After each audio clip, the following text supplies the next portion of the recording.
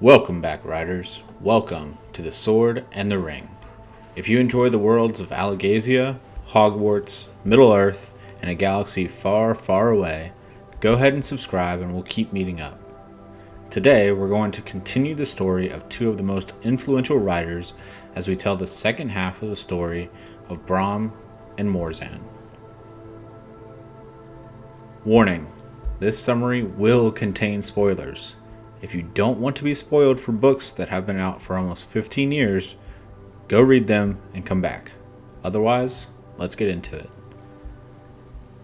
Last time, we talked about the early life of these once friends before Morzan fell to Galbatorix's corruption. If you recall, we left off with Morzan as Galbatorix's right hand and being rewarded with a castle in the spine, while Brom, still grieving Saphira, helped establish the Varden and began his journey of vengeance.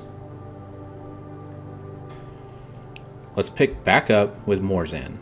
Again, big spoilers ahead, so if you need to, just pause this and read the books before continuing. Morzan, in his travels, meets a woman named Selena in Carvajal. She is immediately infatuated, and he takes his cue to torment a willing victim and turn her into his personal servant. After traveling together for some time, Morzan binds Selena to him with her true name, making her all but a slave to his whims. He teaches her the ancient language, and she proves to be a resourceful and intelligent right hand. Selena became a highly effective spy and assassin, and took the title of Black Hand. Then, everything changed when Selena became pregnant. Morzan, realizing the risk a child would bring to him from the other Forsworn, took Selena to his castle, and only Galbatorix was aware of the pregnancy. Morzan put hundreds of wards on the castle to prevent infiltration, but, lacking patience, he did not fully examine them for weaknesses.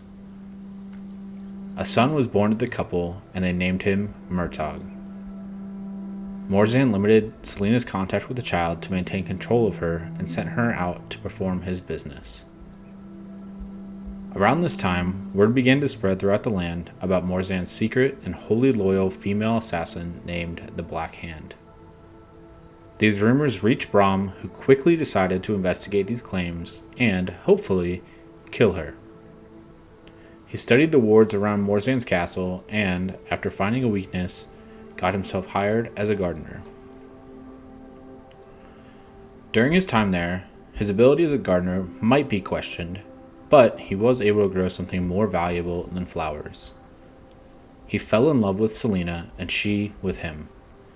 Brom trusted Selena with his identity, and she began to feed the Varden information about Morzan, Galbatorix, and the Empire.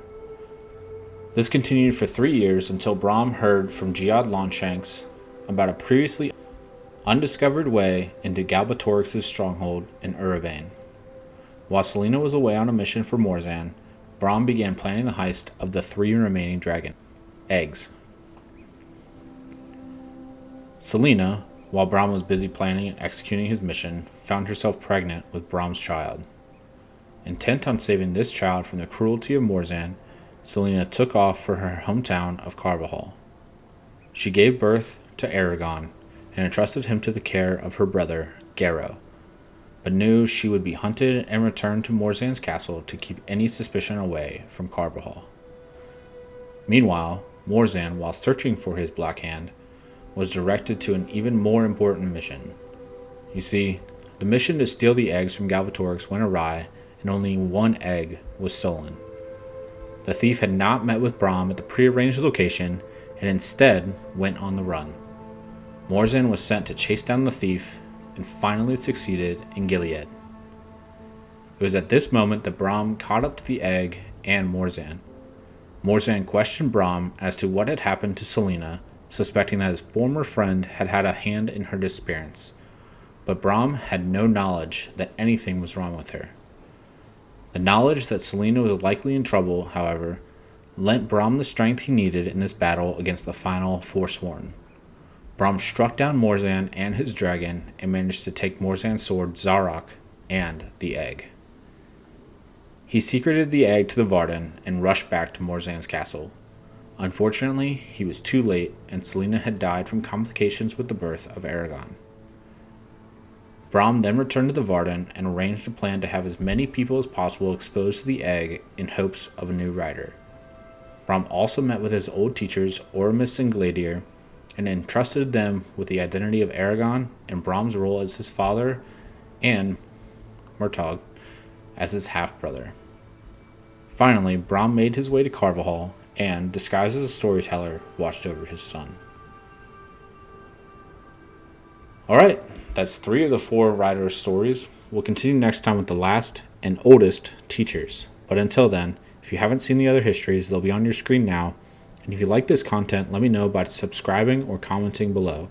I'll be with you next time on The Sword and the Ring.